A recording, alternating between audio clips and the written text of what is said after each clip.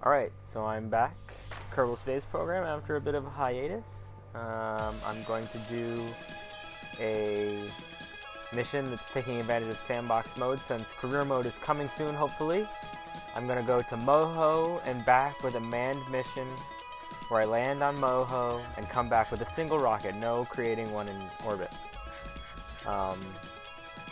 Only one man, of course, because Moho's really far away and has a weird inclination, so this is an awfully difficult mission. Oh, but the icing on the cake, hard mode, have to take a rover with you too.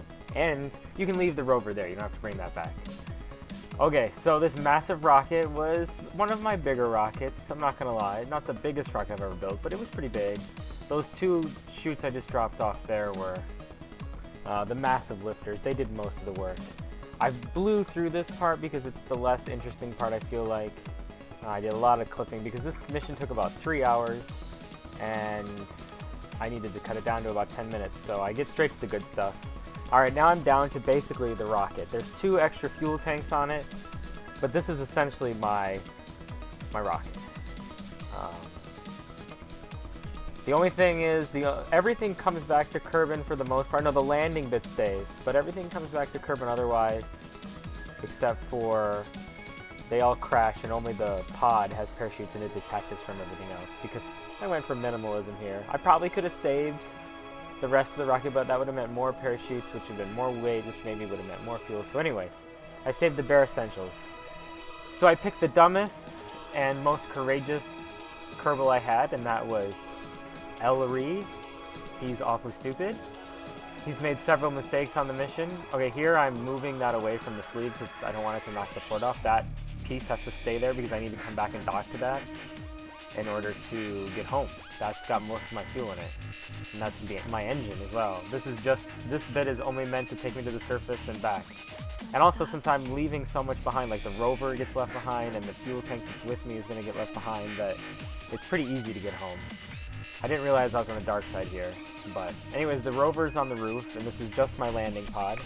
Elroy's insane by now. He's been in that one-man pod for about 200 days, I think, at this point.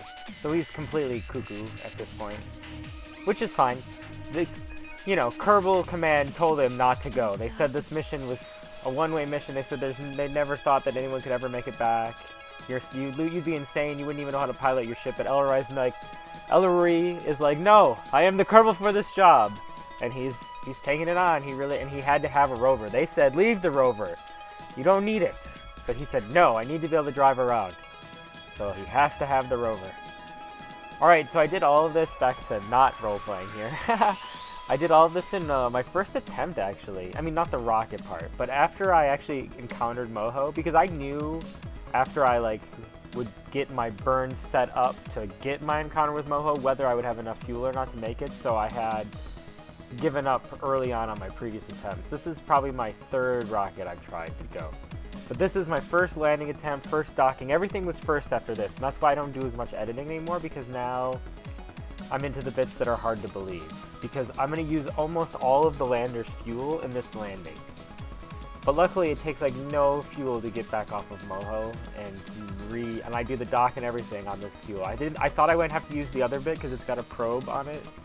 So I thought I might have to use that to link up with the ships.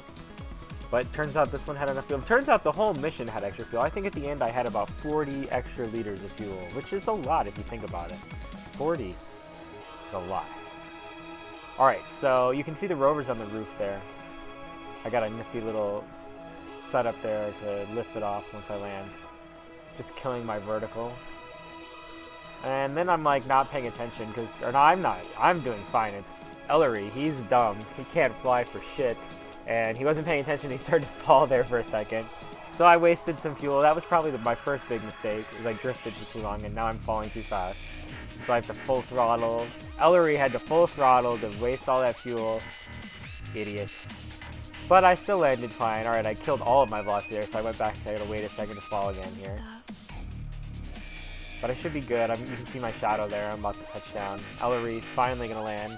But look how much fuel I have left. I'm down to 30 liters or something. Oh, Ellery. Alright, so here he's really stupid. He wastes so much fuel landing, and I start to think, oh shit, I might not be able to get back up into orbit. But then I'm like, no, this has got no gravity. I'll be fine. That's plenty of fuel, I say. Plenty of fuel.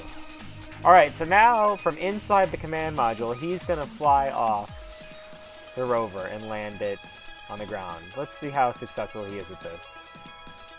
Ellery is one shitty pod, so I suspect that he'll just destroy the rover right here. Let's see. Did he do it? Oh yeah, totally. Oh, he got lucky. Luckily, it's built of good quality materials.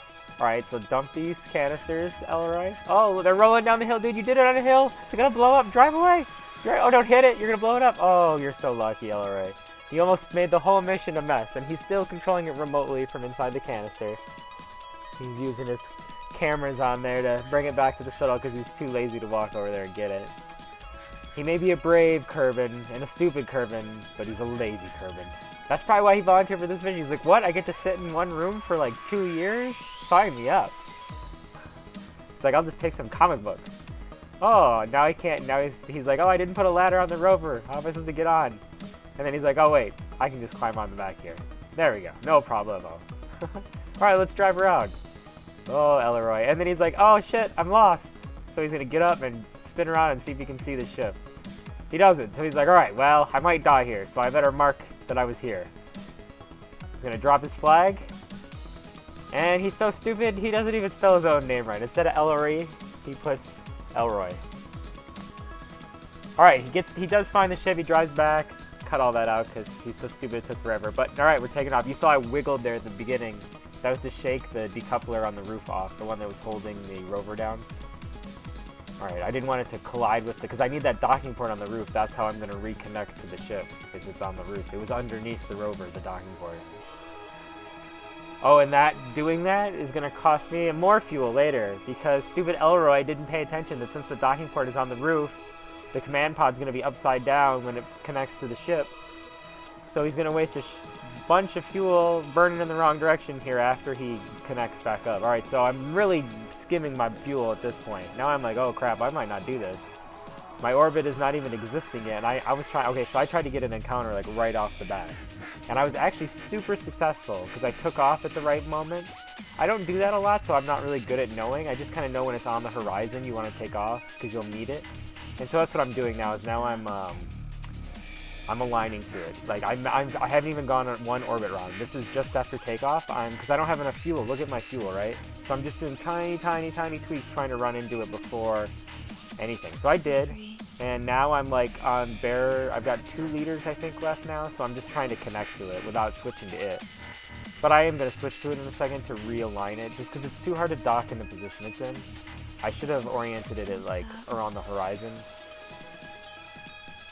since that's the direction I would have been coming from. It's hard to dock with something north-south without RCS. I don't have any RCS because that's extra weight, and there's just no way I could have done this mission with it. It was enough weight just having to have those probe cores on each piece so that I can, because I needed to be able to control it like that. So I had to, and the rover had to have a probe core too. So there's like, those extra probe cores basically made it so RCS was not an option. Which is fine. I did it. I docked.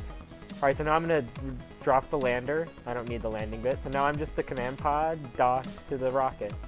And the rocket's got lots and lots of fuel. 200 or 300 liters or something. And yeah, there's a huge burn you have to make. See right there, I just realized I was burning the wrong direction because the command pod was upside down. See, the orbit was supposed to be getting bigger and it was getting smaller. I'm like, no! I wasted probably like 50 liters of fuel there. Stupid Elroy, not paying attention. But yeah, this burn wasn't that bad. Escaping Moho is fine. I used maybe 50 liters. I checked to make sure nothing's damaged right there real quick. Because that decoupled piece has disappeared, so I don't know where it went. I just wanted to make sure it didn't. Because I'm worried that the docking ports are going to come apart. Because that ship that's the only thing, that ship has no way to steer itself. It needs to get kerfunked into the... Okay, so my encounter is here. I'm pretty low on fuel, but I should be fine. At this point I realize I'm fine. All I need to do now is make my periapsis inside of the Kerbin atmosphere before I hit my encounter, because it's more fuel efficient to do it from further away. And if I can do that, then I can just decouple in air, and I can just deploy my parachutes and I'll be fine. Everything's good right now. I'm pretty happy. I basically decided it's a success. I saved Ellery from imminent demise. Stupid Ellery. But yeah, it's good to be back to Kerbin. I chose this mission because it was nice and hard. Like I said, I want to take advantage of sandbox mode, because in career mode I know Moho will be a very distant objective. And alright, so here I probably should have decoupled before I entered the atmosphere. It's a little less realistic that I waited till I was basically almost on the ground.